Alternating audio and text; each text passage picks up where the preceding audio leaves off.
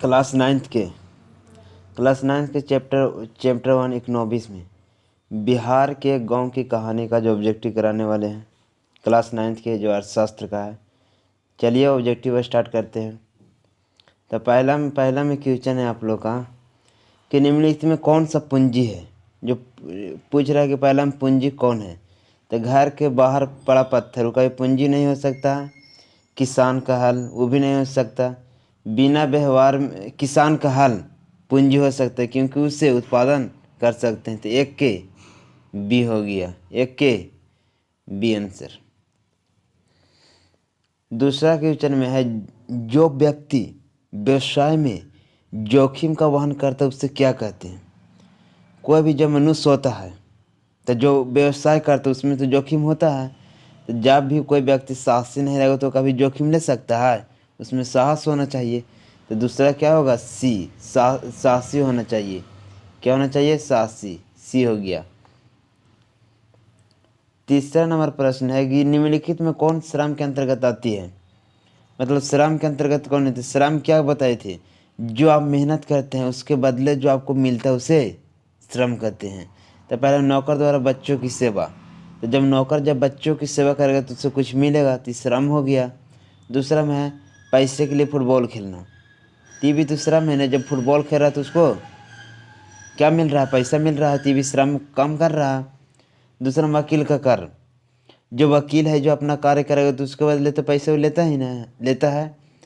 तो इसमें 3 के डी, 3 के क्या हो गया? डी उपयुक्त सभी हो जाएगा, 3 के डी। चौथा में है पूंजीगत वस्तुएं निम्नलिखित में कौन से हैं। जो पूंजीगत है तो मशीन है, मशीनें भी पूंजीगत है, हल भी पूंजीगत है और ट्रैक्टर भी पूंजीगत है। तो 4 के डी इनमें सभी, 4 के हो गया डी। पांचवा है कि चल पूंजी में से कौन है। चल पूंजी उसे कहते हैं जो एक जगह से दूसरे जगह हम जिससे लेके जा सकते हैं उसे काचे कहते हैं चल। और एक जगह से दूसरे जगह नहीं लेके जा सकते उसे कौन से पूंजी कहते हैं? अचल। तो चल पूंजी बीज को हम लेके जा सकते हैं एक जगह से दूसरे जगह तक, यस बीज को लेके जा सकते हैं।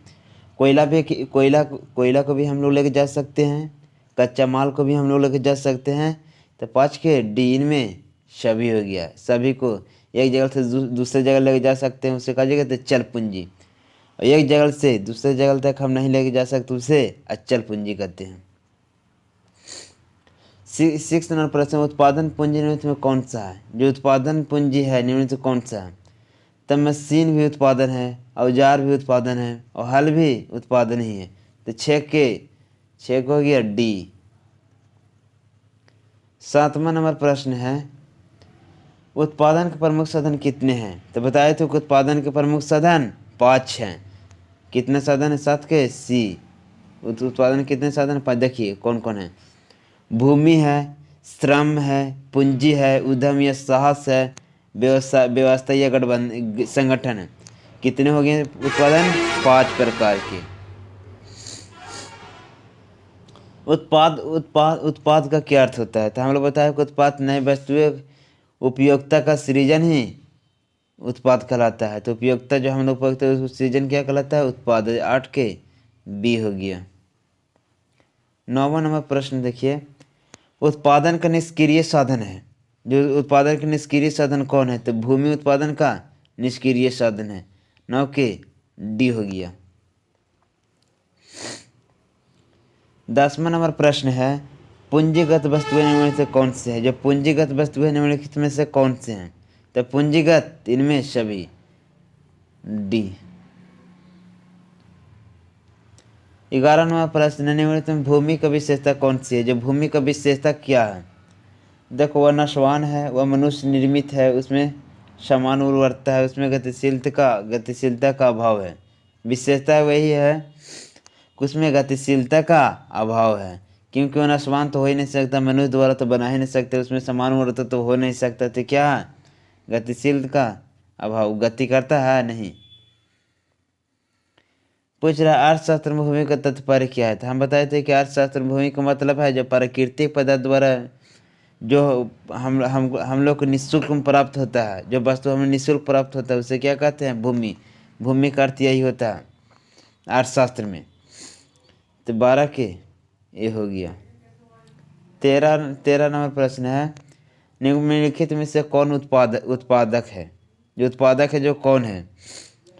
देखो, बढ़ाई उत्पादक है। यस, क्योंकि बढ़ाई उत्पादक किसे कहते हैं? एक धन से कुछ धन से एक धन से अधिक धन कमाना को, जो धन आपके पास है उसे अधिक, उसी धन को यूज करके जो अधिक कमाते उसे उत्पादक कहते हैं।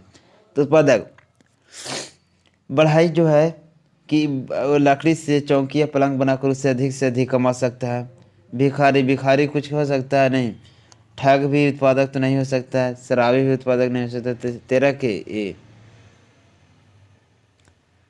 14 में है, भूमि उत्पादन का साधन है। तो पीछे ही बताया कि भूमि या निष्क्रिय साधन है। तो क्या साधन है? निष्क्रिय, बी।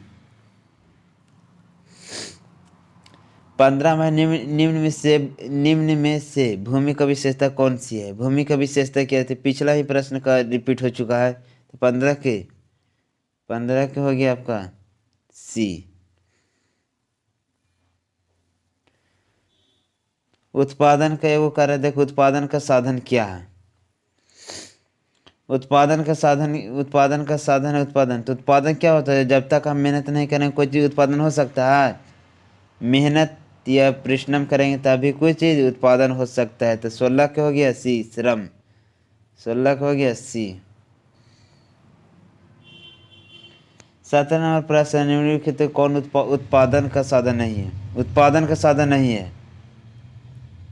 तो संगठन बताए थे, संगठन में उत्पादन का साधन था। उद्यम भी बताए थे, तो पूंजी भी बताए थे, उधर उपभोग नहीं है। तो 17 के डी हो गया आपका आंसर। 18 नंबर है कि प्रश्न, इनमें कौन अचल पूंजी है? तो बताए थे कहा एक जगह से हम दूसरी जगह नहीं लेके जा सकते, तो कौन सी पूंजी कहते हैं? अचल पूंजी। कारखाने को एक जगह से हम दूसरी जगह उठा के लेकर जा सकते हैं? नहीं। कोयला को लेके जा सकते हैं, पेट्रोल को लेके जा सकते हैं, कच्चा माल को भी लेके जा सकते हैं। 18 के ये होगा। 19वां नंबर प्रश्न है, भारत में कृषि की नवीन पद्धति कब अपनाई थी? नवीन पद्धति मतलब हरित क्रांति, इसे ही हरित क्रांति कहते हैं। कौन क्रांति? हरित क्रांति कहते हैं। तो हरित क्रांति जो अपनाया गया था ना 1966 से 67 में अपनाया गया था। 19 के बी। 20वां नंबर प्रश्न है, हमारे देश के किस राज्य में हरित क्रांति का सर्वाधिक प्रभाव पड़ा है? हमारे देश में किस राज्य में हरित क्रांति का सर्वाधिक प्रभाव पड़ा? हमारे देश में पूछ रहा है किस राज्य में हरित क्रांति का सर्वाधिक प्रभाव पड़ा। तो जो हरित क्रांति का सबसे सर्वाधिक प्रभाव पड़ा था वो है पंजाब एवं हरियाणा। क्या है? पंजाब एवं हरियाणा। 20 के डी। 21वां नंबर प्रश्न भूमि के अंतर्गत आता है। भूमि के अंतर्गत क्या आता है? हल, कारखाना, कुदाली सब हो सकता है। जंगल भूमि के अंतर्गत आ सकता है। कौन? जंगल। 21 के सी। पूछा अगला 22 नंबर प्रश्न, मानसिक श्रम के अंतर्गत आता है। जो हम लोग मानसिक श्रम करते हैं उसके अंतर्गत मजदूर द्वारा हल का चलाना, वो तो शारीरिक शारीरिक परिश्रम हो गया। औरतों द्वारा रोपनी करना वो भी शारीरिक परिश्रम हो गया। वकील द्वारा कचहरी में बहस करना, देखो वकील जब भी करेगा,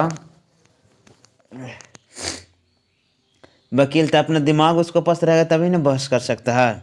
तो क्या होगा? मानसिक परिश्रम हो गया। 22 के सी हो गया आंसर। 23वां नंबर प्रश्न है, कार्यशील पूंजी के अंतर्गत रखा जाता है। जो कार्यशील पूंजी होता है उसके अंतर्गत रखा जाता है मुद्रा को। जो कार्यशील पूंजी है ना वो बहुत देखते हैं कि मुद्रा का कितना उपयोग हमेशा कार्यशील रहता है, इधर से उधर होते रहता है। तो कार्यशील पूंजी के अंतर्गत कौन आ जाता है? मुद्रा। 23 के डी हो गया आंसर। 23 के डी। 24 नंबर प्रश्न, निम्नलिखित में कौन श्रम के अंतर्गत आता है?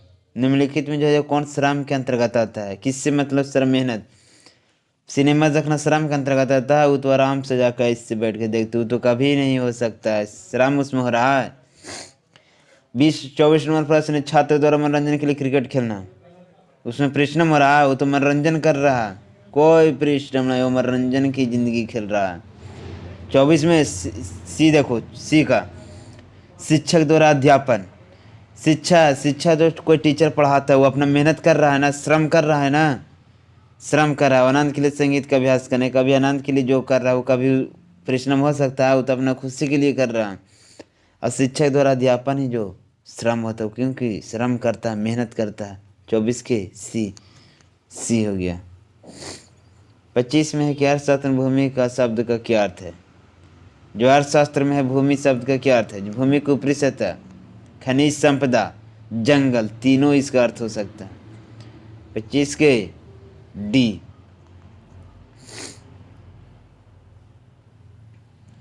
26 में उत्पादन के साधनों में कौन सा अधिक महत्वपूर्ण है। जो उत्पादन के साधनों में कौन सर्वाधिक महत्वपूर्ण है, तो क्या है। आपको पास मेहनत नहीं लगे तो कुछ हो सकता है। आपको पास पैसा है, पूंजी है, सब अति पूंजी है, भूमि है, सब कुछ है। आप जब तक मेहनत नहीं कीजिएगा कुछ नहीं हो सकता। तो जो उत्पादन में सबसे सर्वाधिक क्या हो सकता है, मेहनत। मेहनत ही जिंदगी का हर एक रंग रूप दिखा सकता है। मेहनत बहुत किसी मनुष्य को बहुत आगे तक लेके जा सकता है। तो 126 का क्या ऑप्शन हो गया, श्रम। मेहनत करो, जिंदगी में सबसे बड़ा सफलता पाओगे। बिना मेहनत की जिंदगी में कुछ नहीं है। 27 में इनमें से कौन कार्यशील पूंजी कौन है। जो कार्यशील पूंजी कौन है, हल बैल, ट्रैक्टर, खाद बीज। कार्यशील पूंजी क्या है, खाद और बीज, ये कार्यशील पूंजी। 27 के हो गया सी। 28 का पूंजी उत्पादन का साधन है। पिछले ही बताया गया जो पूंजी उत्पादन का साधन क्या है, निष्क्रिय। कौन साधन है, निष्क्रिय। 28 के बी है। 29 नंबर प्रश्न में तो कौन अचल पूंजी है। अचल पूंजी कौन है, हल बैल, ट्रैक्टर। हल बैल को एक जगह से दूसरी जगह हम लेके जा सकते हैं, ट्रैक्टर को भी लेके जा सकते हैं, खाद बीज को भी ले जाए, इनमें कोई नहीं होगा। 29 के डी। और चलिए आप लोग के 30 सब्जेक्टिव करा दिए हैं चैप्टर से, बहुत भी आई, इससे ज़्यादा कुछ नहीं होगा।